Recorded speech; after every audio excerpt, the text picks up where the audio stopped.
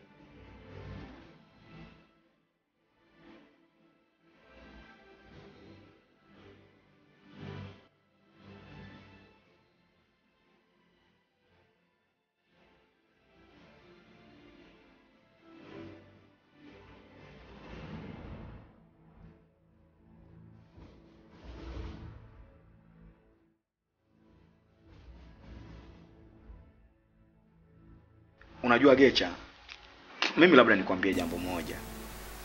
Hutakiwi kabisa kuwa na mawazo.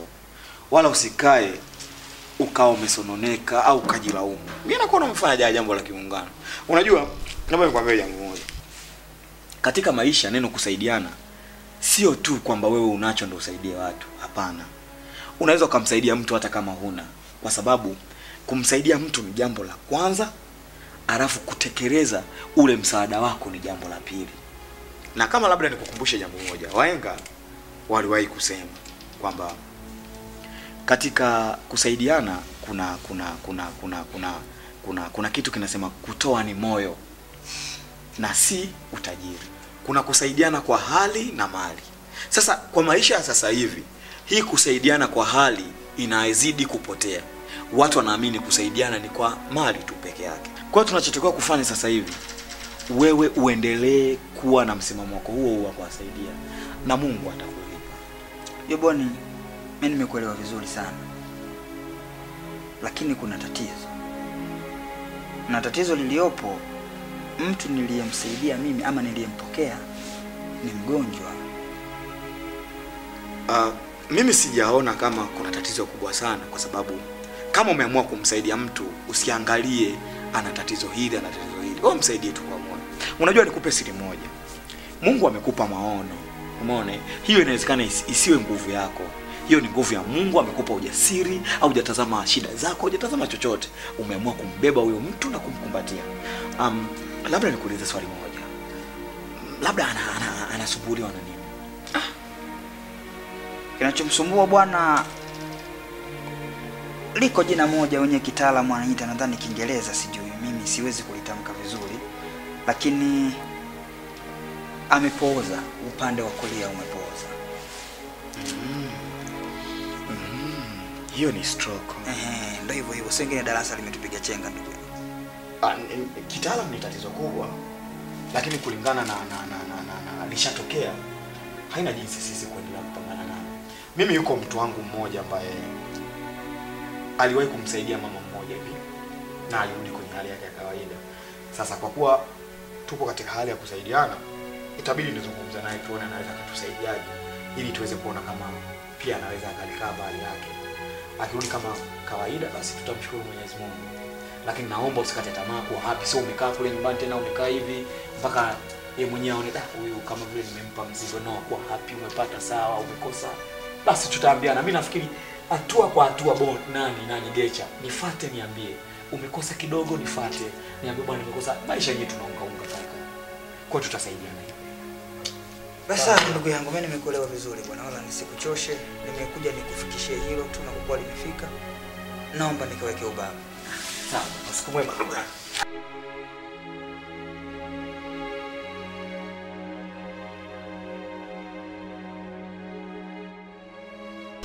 Pole sana kwa matatizo dada. Asante. Unajua mama, matatizo tumeambiwa si binadamu. Tunatakiwa tusiadaike na mapambo ya dunia. Inatakiwa tujue nini dhumuni la Mungu. Ni kweli dada, lakini sisi binadamu tunajisahau sana mpaka tunamkufuru aliyetuumba. Pia nakupongeza sana kwa kusimama imara kwa kipindi chote cha matatizo. Asante. Napenda ukarimu wenu wewe na Gecha. Yaani unajua mara ni heri njaa kwenye amani kuliko shibe kwenye matatizo. Ni kweli dada, lakini Mungu ana makusudi yake kwa kukutanisha wewe na mama Gecha. Hivyo nyenye nyao. Yaani mmesubutu kunyanyua mbaliga zenu kutoka kule kuzileta hapa nje kuja kupiga kelele. Mmepanga hapa, mmepanga kule.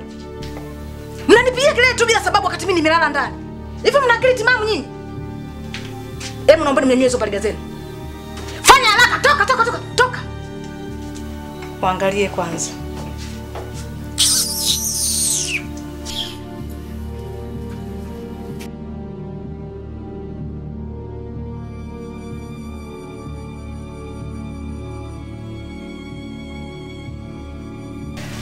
Hivi kaka, mbona nakupigia simu zako upokee? Aliyakuwa nilikuona kabisa tuonane. Nimekuja mpaka kwako, sikukukuta.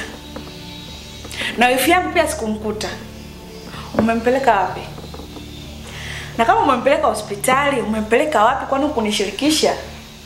Nimemrudisha nyumbani kwao. Unasemaje? Hivi una akili kweli kaka wewe?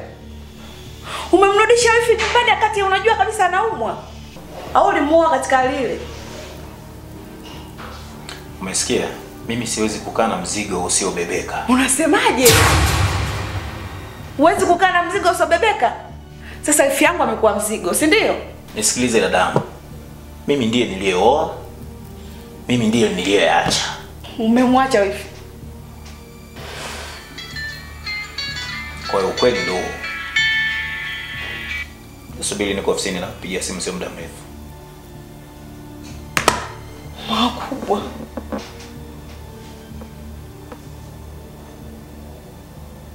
Kabisa umeamua umwache wifi.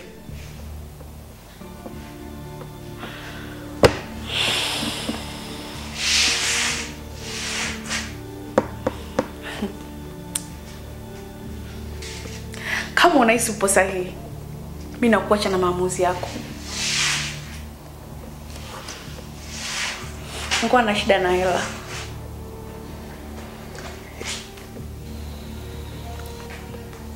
Wewe ungekuja tu na yako bwana, kaka mimi na shida na hela tu basi.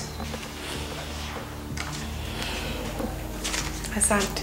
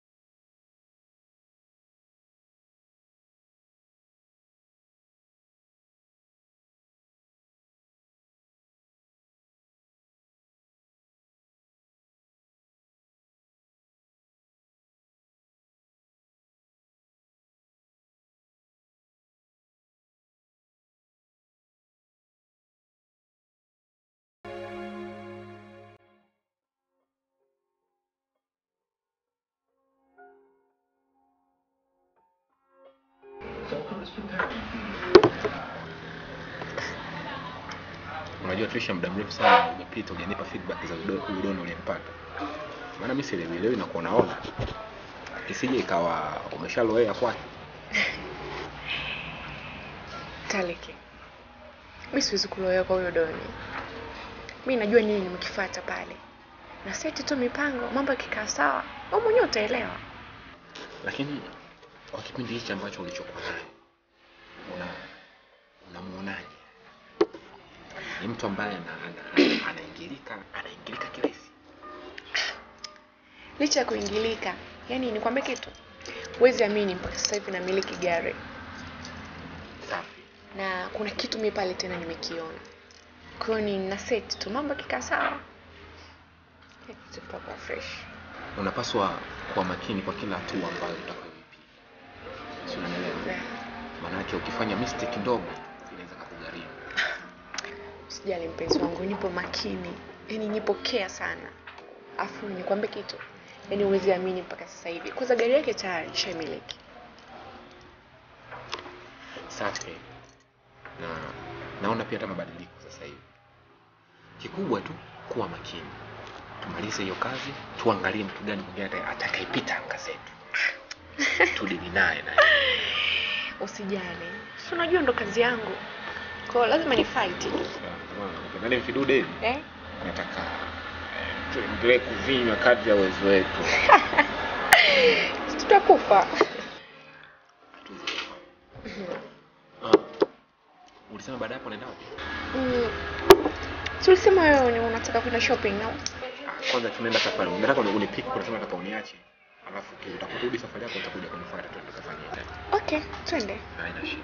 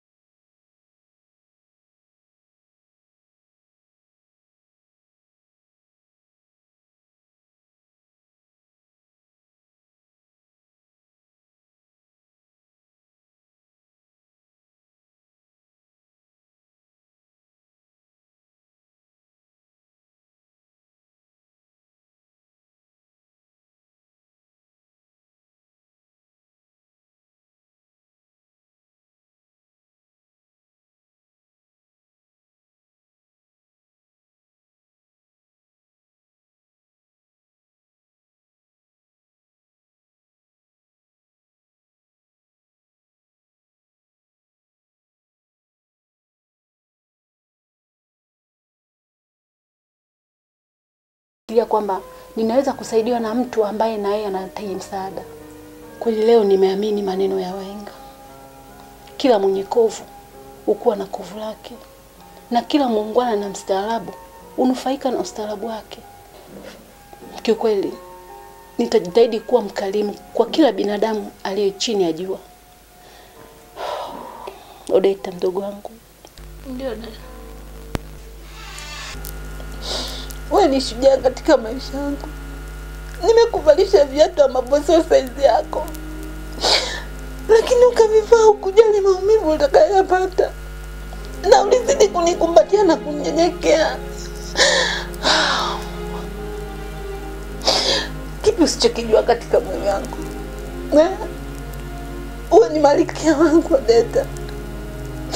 Leo nadiriki kukuita wewe ni mama wangu namba 2.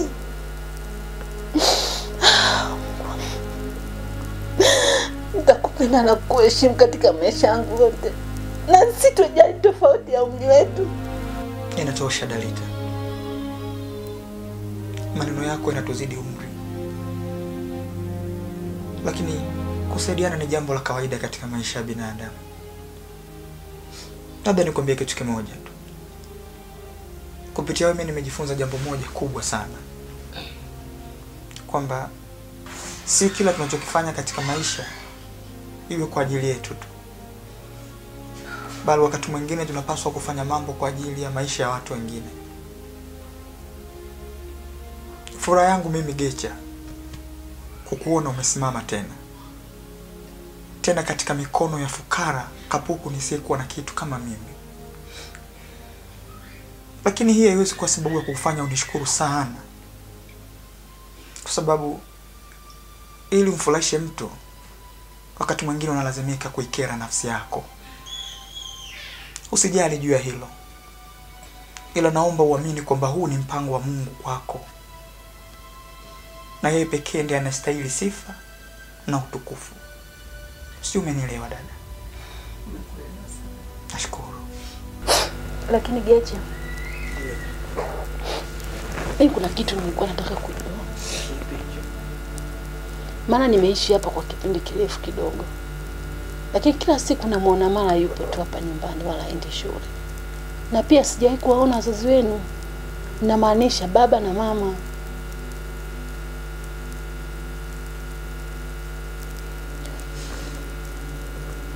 Mbona unalia? Kuna nini?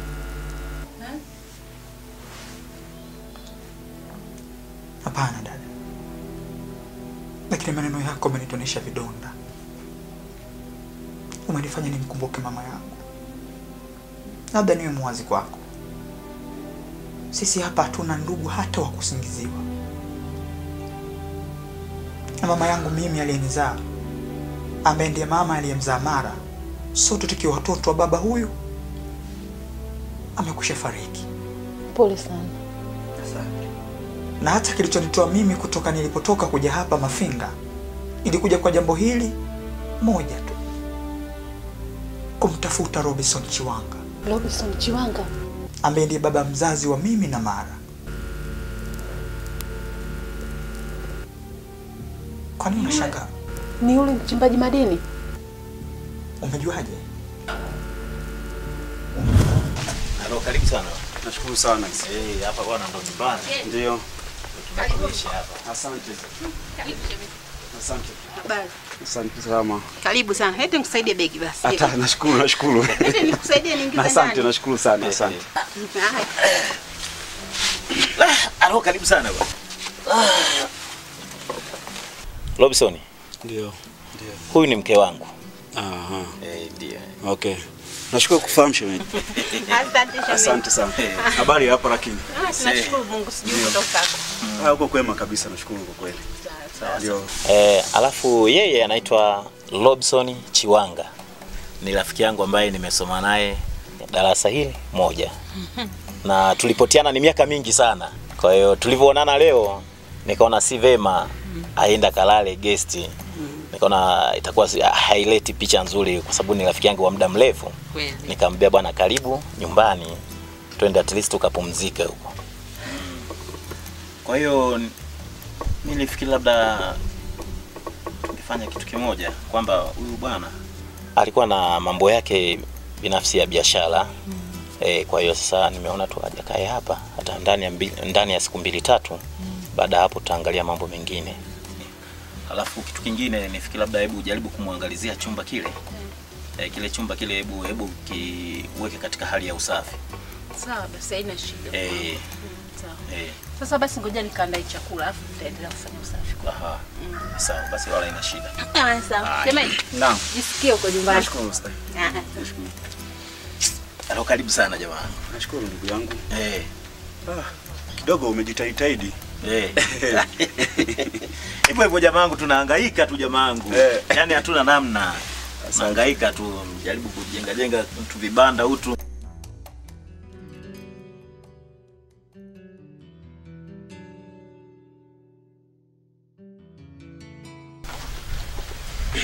Wewe pumzika. Bwana, nitulia hapa kidogo kwenye jua hapa. Alopole na uchovu bwana. Nashukuru sana hizi. Sasa hivi naona niko vizuri. Okay. Nashukuru kwa kweli. Jana ile niliona una dalili za kuchoka na safari, umechoka na safari. Ndio. Nikaona nisikusumbue sana. Wacha nikuache pumzike. Nashukuru. Ndio. Nashukuru sana. Ila kuna kitu kimoja ambacho nilikuwa nataka nijaribu kukuuliza. Kwamba wakati unakuja huku ulikuja kwa ajili, ulikuwa na shughuli gani yani? Kuna biashara labda ulikuwa unataka kuifanya au kuna kazi yoyote ambayo ilikuleta? Au kuna mishemishe gani? Ndugu yangu. Kuna mtu bwana nilikuwa nawasiliana naye kwenye simu. Toka nikiwa kule. Akaniahidi kwamba nije kwa ajili ya hiyo biashara inaweza kufanyika hapa. Sasa toka juzi nilipofika nampigia bila mafanikio. Simu yake haipatikaniki. Labda hiyo biashara, labda wewe unataka kufanya labda biashara gani? Labda unaweza kuta labda mimi nikawa mzoefu na hiyo biashara. Si unajua mjini hapa. Si unajua hata si wengine watoto wa mjini tuko hapa. Inawezekana. Ndugu yangu. Mimi biashara yangu nauza madini. Madini? Ndio. Mjomba uko vizuri. Kidogo bwana. Sio sana. Okay. Mimi labda nilikuwa na wazo moja. Ndio. Umekuja nayo au yako huko ndo unataka mjaribu kuweka mipango thabiti juu ya hiyo biashara? Ndugu yangu, nimetoka nikiwa niko kamili. Okay. Ndugu yangu, mimi nifikiri labda kitu kimoja. Kama ni biashara hiyo unayotaka kuifanya, mbona hata mimi mwenyewe na uwezo wa kutafuta mteja? Acha masiala bwana. Mimi nakuelekeza ukweli. Kweli kabisa. Basi kama inawezekana, mimi naona ni vema tu kwa sababu mbona akijaribika kitu bwana. Akijaribika kitu kabisa. Alo, sasa tusiende mbali. Ndio. Sasa nitakia at least nione, maana yake hatuwezi kuzungumza biashara ambayo haionekani. Nitakia tuweke mezani. Nione at least niwe na uhakika hata mimi mwenyewe ninapotafuta mteja, najua kabisa mali ipo. Usijali. Ngoja, nakuja. Okay, sawa.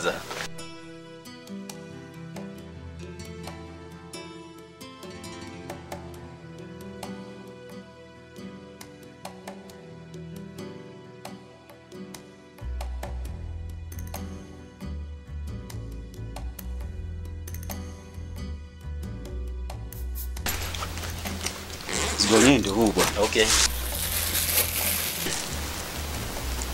Ndo madini. Hii ndio mzigo wenyewe rafiki yangu. Uko vizuri mjomba. Mjomba uko vizuri. Umeona? Uko vizuri mjomba. Ndio. Sasa mimi nafikiri labda cha msingi. Hiyo biashara sisi tumeshaifanya na tumeshaimaliza. Okay. Sasa ngoja niweke ndani kwanza. Sawa. Sawa.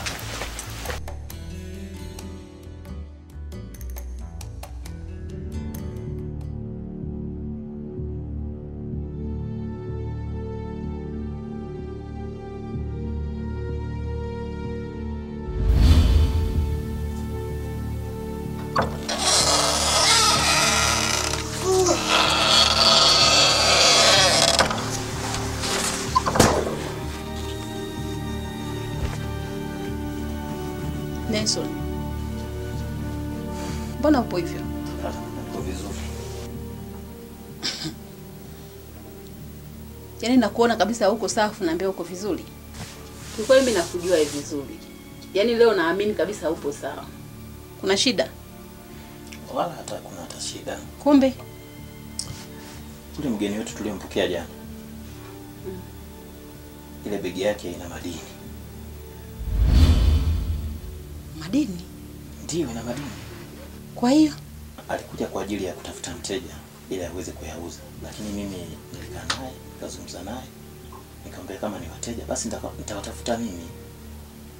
Akasema basi haina shida, tafuta mteja, uwezekano wa kuuza upo.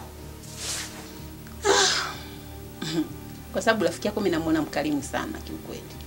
Kwa hiyo ina maana kama ukienda kuuza hawezi kunyima chochote kitu.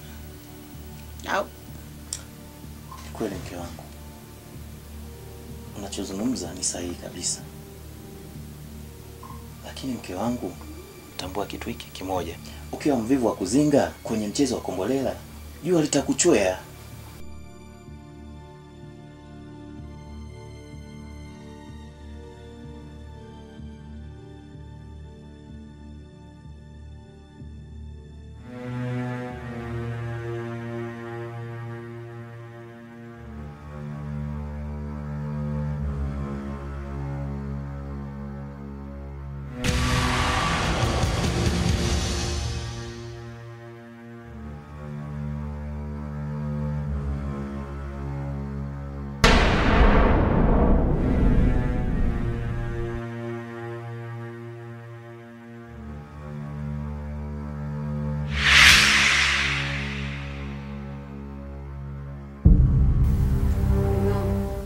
Naona kuna kitu kibaya ndani ya moyo wako unataka kufanya.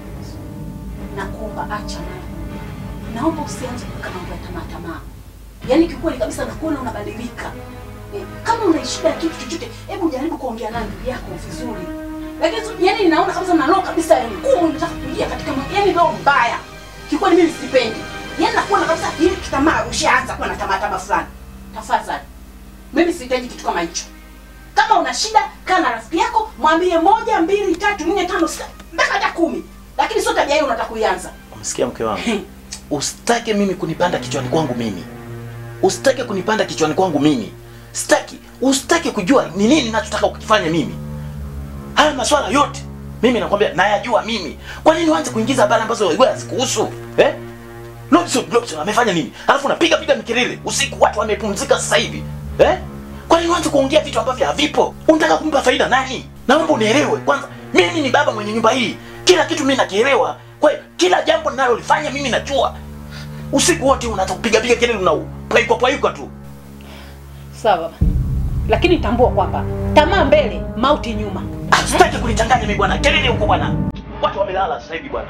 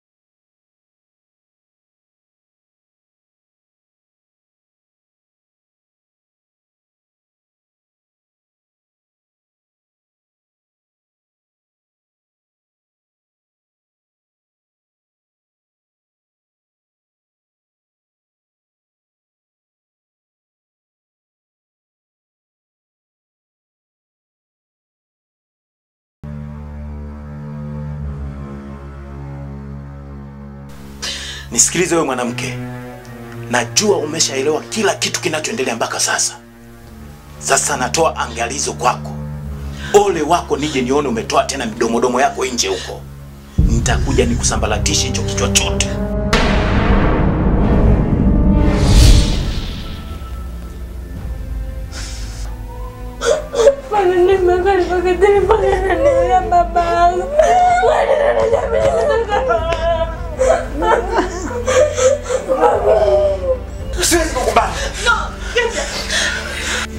Neso ni mtu hatari sana. Naomba tafadhali utakuja kuangamia ndugu yangu. Baba yangu Dalita. Najua unaumia. Mimi pia naumia.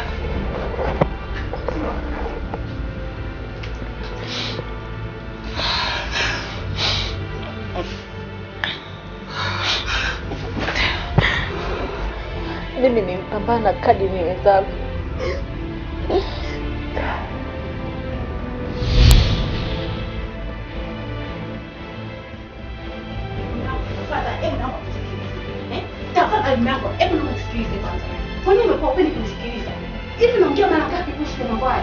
Kila siku naomba ukifanya mauaji unanisikia hapa gani? Wewe na watu na jamii watakuchukuliaje wewe? Mimi kikweli naomba mimi achoka. Yaani nimechoka kabisa. Yaani sihitaji kabisa kitu hicho yani. Umesikia? Lita, naomba unisikilize kitu kimoja. Usitake kunipanda kichwani kwangu mimi. Sawa? Hebu kumbuka unaongea na nani? Mimi ni mume wako. Lazima itakia ushuke chini. Mimi ni baba mwenye nyumba. Baba mwenye nyumba ndio mimi. Kwa nini niletee mambo ya kipumbavu hayo? Maneno. Sitakwambia kwambia hapana mna. Na siku nyingine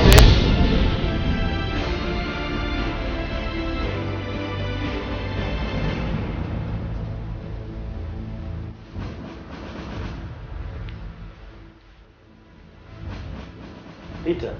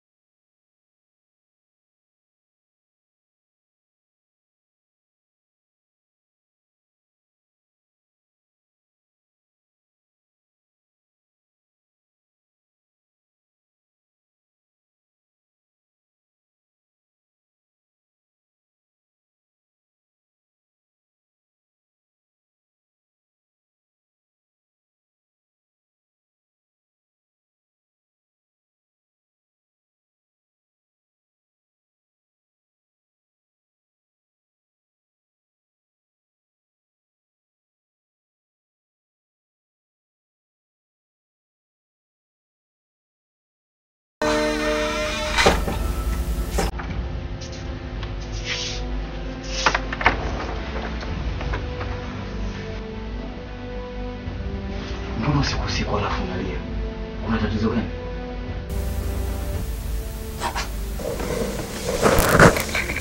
Angelita amezidiwa tena. La hasha. Bona. Leo ndo nimeiona maana halisi ya kugoma kuondoka kwangu katika mji wa Mafuriko.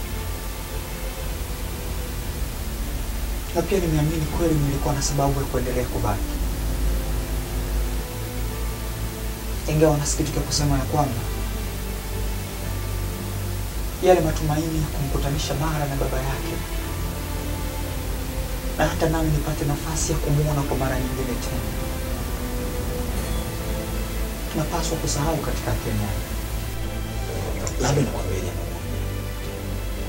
Kwa bahati mbaya mimi sijakisoma vizuri Kiswahili. Kwa kuna baadhi ya maneno nashindwa kuyang'amua vile inavyotakiwa. Sasa hapo muongea maneno mengi mazito, lakini kiukweli bado sijaelewa nini mantiki yako. Mimi nachoona, hebu ongea Kiswahili chepesi ambacho tunaongea hapa mtaani ili niweze kukuelewa vizuri. Alafu nijue na kusaidiaje. Baba yangu